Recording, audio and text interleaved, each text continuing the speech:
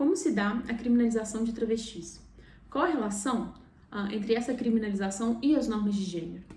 Foi com essas perguntas em mente que eu busquei mapear os mecanismos que são acionados para produzir a criminalização de travestis e tentar visibilizar como as infrações são distinguidas e distribuídas e utilizadas de formas bem específicas e qual a relação das normas de gênero nisso tudo. Tentei, com isso, deslocar a análise sobre a criminalização das travestis partindo não do porquê, mas sobretudo de como essa criminalização se dá, sobre os mecanismos, elementos, coisas, atores, instituições necessárias para que a criminalização funcione, para que as normas de gênero façam coisas como matar, patologizar, criminalizar, ao mesmo tempo que elas são refeitas nesses mesmos processos. Eu tentei, desvendar um pouco essas questões, sobretudo a partir de laços e afetos que eu consegui construir com algumas travestis, em Belo Horizonte. Mas para tanto, ou seja, para eu conseguir responder um pouco essas perguntas e investigar melhor esse cenário, eu precisei me valer da concepção de gênero como verbo, como uma ação que se produz e se faz, para conseguir, assim, alargar um pouco o campo de inteligibilidade e conseguir ver, de fato, as experiências de criminalização. Pois, sem sombra de dúvidas, o que eu pude perceber foi que, seja no acompanhamento de delegacias de polícia, ou em audiências, ou em estabelecimentos prisionais, o que eu consegui perceber foi que a criminalização dessas experiências está relacionada com as normas de gênero.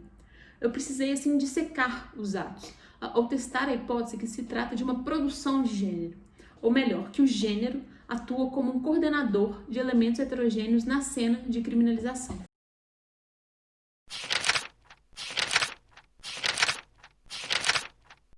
Bom, um dos outros pontos, que eu gostaria de compartilhar com vocês um pouco, é sobre uma certa retrospectiva histórica, pensando, sobretudo a partir de 1890 até os dias de hoje, para tentar mostrar um pouco como que a travestilidade ela vai entrar no radar do direito, ou seja, ela vai ser assunto do direito, sobretudo via criminalização, ou seja, a gente passar ao largo de um movimento de reconhecimento de direitos.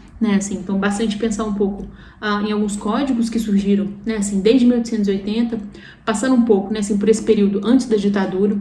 A gente tem várias normativas, por exemplo, que visavam regularizar os bailes, de travestis, para depois você ter a ditadura e você ter, de fato, um tensionamento maior, das normativas para coibir, para punir, e a gente tem vários episódios, de tortura relatados às travestis. A gente volta com a redemocratização, no Brasil, e a gente percebe que a travestilidade, ela ainda carrega, em si, um pouco esse caráter de criminalização.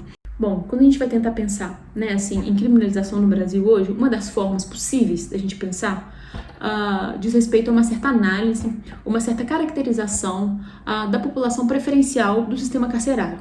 A gente tem hoje o Infopem, que é um banco de dados nacional que contém essas informações, ou seja, com o Infopem a gente consegue ter um retrato de quantas pessoas estão presas no Brasil hoje, qual que é a média de idade, o tipo penal mais aplicado e algumas outras informações que conseguem nos dar pistas sobre essa criminalização e, sobretudo, o alvo preferencial dessa criminalização.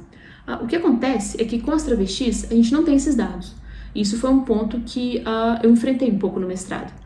E com isso, e com o meu tempo em campo, a minha incursão, em delegacias, em fóruns, em prisões propriamente dito, eu pude levantar essas informações, ou seja, informações sobre média de idade, tipo penal, qual que é o número, de processos que normalmente elas estão respondendo, de 39 travestis. Eu quero deixar marcar um pouco que esses dados eu consegui em campo, mas eles apontam pistas interessantes que podem nos auxiliar a relocalizar um pouco o discurso sobre criminalização de travestis hoje. A título exemplificativo, por exemplo, eu consegui perceber que a média de idade, normalmente, das travestis é uma média alta, é uma média elevada, o que pode destoar um pouco do cenário nacional, apesar de que não é tão correto, a gente comparar esses dados. Mas o que, analisando, outros dados que eu também consegui encontrar, o que me parece é apontar para uma certa trajetória dentro do cárcere das travestis. Ou seja, essa média de idade, ela se relaciona, por exemplo, com mais de um processo penal que elas têm que responder. Então, esses dados, eles podem nos ajudar a entender um pouco esse cenário, mais para lançar mais perguntas do que necessariamente nos dar respostas. Bom, O que eu pude perceber é que a questão que se colocava para mim, ela dizia menos do tipo penal mais aplicado, por exemplo, e mais de como que essa criminalização se dava em ato.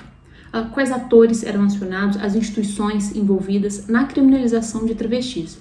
A minha questão, que acabou se consolidando como um argumento, ela foi se consolidando em como que a criminalização se constitui como um efeito de uma série multifacetada de mecanismos, de elementos e de atores de extensão e caráter variados. E qual que é a relação das normas de gênero nisso tudo? Eu comecei a perceber, assim, que a criminalização é uma realidade vivida e contraditória por si mesma, porque depende sempre das práticas. Então, as práticas se tornaram centrais para entender a criminalização de travestis. Isso implica, né, assim, obviamente, na gente se haver com uma multiplicidade, assim, com uma imensidão de realidades completamente contraditórias entre si, que engajam e que levam a dizer o que é crime e quem deverá ser criminalizado. Posto que a prática da norma de gênero é um exercício constante de coordenação de materialidades muito heterogêneas entre si. O que eu pude perceber também é que existe uma certa verdade que opera na cena, ou seja, que algo é efetivado como verdadeiro, dado o seu caráter engendrável e manipulativo. E foi essa pista, né, assim, que me levou a propor uma certa experimentação que eu denominei como criminalização operativa. Ou seja, a criminalização operativa, ela consiste, né, assim, em compreender a criminalização como um efeito da coordenação de elementos heterogêneos. E esse aporte, ao que me parece, ele é importante para a gente perceber mediações, conexões pelos quais os deslocamentos, né, assim, entre as fronteiras do legal e do ilegal, eles vêm se processando. E assim compreender, né, assim, o modo como os vínculos e conexões operam, posto que sempre situados.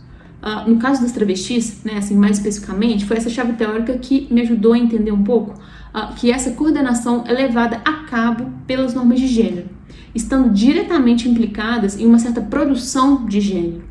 Acho que, em outras palavras, a gente pode tentar entender isso um pouco como a criminalização de travestis como um certo efeito de um processo de manipulação ordenada de elementos heterogêneos, tais quais a prostituição, a migração, a patologização, a violência institucional, a precariedade, pela prática da materialidade da norma de gênero. Tive que sair da casa dos meus pais para tentar a vida lá fora. Como a maioria das trans, tentar a vida lá fora é fazer prostituição. Que idade você tinha? Eu tinha meus 15 anos e encarei vários fatores, vários monstros de vida. A fome, a droga, tudo isso me levou a uma coisa só: cadeia, a prisão.